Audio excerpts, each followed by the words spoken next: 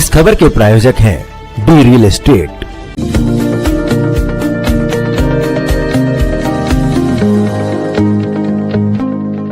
नमस्कार, मैं हूं गोल्डी सिंह। आप देख रहे हैं दिल्ली का प्रतिबिंब। आइए आपको दिखाते हैं दिल्ली से जुड़ी हर बड़ी खबर। दिल्ली भाजपा अध्यक्ष वीरेंद्र सचदेवा ने कहा कि दिल्ली के लोगों ने बदलाव के लिए वोट दिया है, प्रधानमंत्री मोदी के नेतृत्व के लिए वोट दिया है। हमने अपने संकल्प पत्र में जो वादे किए थे उन्हें पूरा करेंगे। दिल्ली को विकसित राजधानी बनाएंगे। इंडिया गठबंधन नाम की कोई चीज नहीं बची है। ये सब स्वार्थी लोग हैं। आतिशी को आत्मचिंतन करना चाहिए। जब उनकी पार्टी के बड़े नेता चुनाव हार गए तो उन्हें सोचना चाहिए कि किस बात का जश्न मनाना है। इन दिनों बिहार के CM Nitish Kumar active mode में नजर आ रहे हैं। वहीं इसी बीच खबर है कि मुख्यमंत्री नीतीश कुमार 11 फरवरी को औरंगाबाद में 4 घंटा 50 मिनट रहेंगे। वे बेढनी पंचायत सरकार भवन का उद्घाटन करेंगे और अनुसूचित जाति टोले का निरीक्षण करेंगे। पाताल गंगा के पास सिंचाई कॉलोनी मैदान में मेडिकल कॉलेज के लिए चिन्हित जमीन को देखेंगे। देव सूर्य मंदिर, सूर्यकुंड और रुद्रकुंड तालाब का निरीक्षण करेंगे। सदर अस्पताल के नवनिर्मित भवन का उद्घाटन करेंगे। आप प्रवक्ता प्रियंका कक्कड़ ने कहा कि हम बहुत आभारी हैं कि दिल्ली के लोगों ने हमें 10 साल तक काम करने का मौका दिया और हमने काम किया। हम भी लोगों के जनादेश को पूरी विनम्रता के साथ स्वीकार करते हैं और हमें उम्मीद है कि भाजपा लोगों के लिए काम करेगी। हम रचनात्मक विपक्ष की भूमिका निभाते रहेंगे।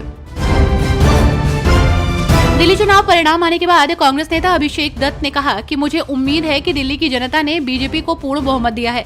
उम्मीद है कि बीजेपी उन सभी मुद्दों को पूरा करेगी जिनका वादा चुनाव के दौरान बीजेपी ने लोगों से किया। अरविंद केजरीवाल अपनी नाकामी और अहंकार के कारण चुनाव हार गए।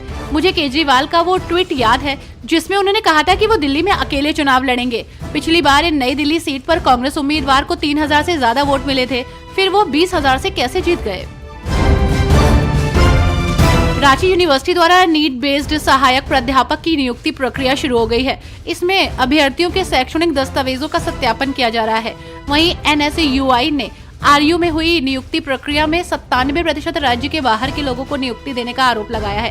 कार्यकर्ताओं ने नियुक्ति में झारखंड के लोगों को प्राथमिकता नहीं देने का आरोप लगाते हुए विरोध प्रदर्शन किया। छत्तीसगढ़ में बीजापुर और नारायणपुर में लगी महाराष्ट्र की सीमा पर सुरक्षा बल और नक्सलियों के बीच मुठभेड़ हो गई।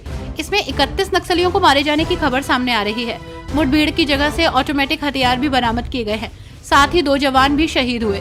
नक्सलियों के साथ सुरक्षा बलों की ये मुठभेड़ नेशनल पार्क क्षेत्र के अंतर्गत जंगलों में हुई।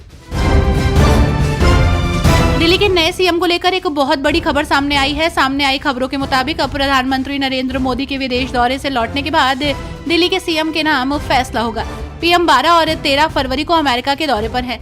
पीएम मोदी 14 फरवरी को फ्रांस और अमेरिका दौरे से वापस इंडिया लौटेंगे। दिल्ली चुनाव के बाद विपक्षी गठबंधन पर सवाल उठने लगे हैं।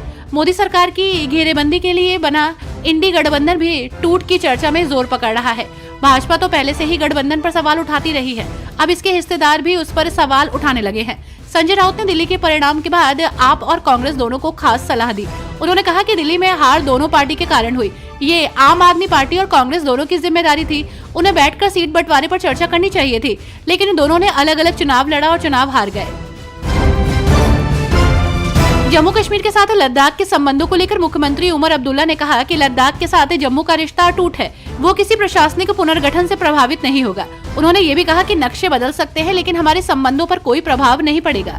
मुख्यमंत्री ने लद्दाख स्वायत्त पहाड़ी विकास परिषद कारगिल और जम्मू कश्मीर के वरिष्ठ अधिकारियों के साथ एक उच्च स्तरीय बैठक की। उत्तर प्रदेश कांग्रेस अध्यक्ष अजय राय ने कहा कि अरविंद केजरीवाल कुछ ऐसी चीजों में जाकर फंसे जिसे समाज स्वीकार नहीं करता है।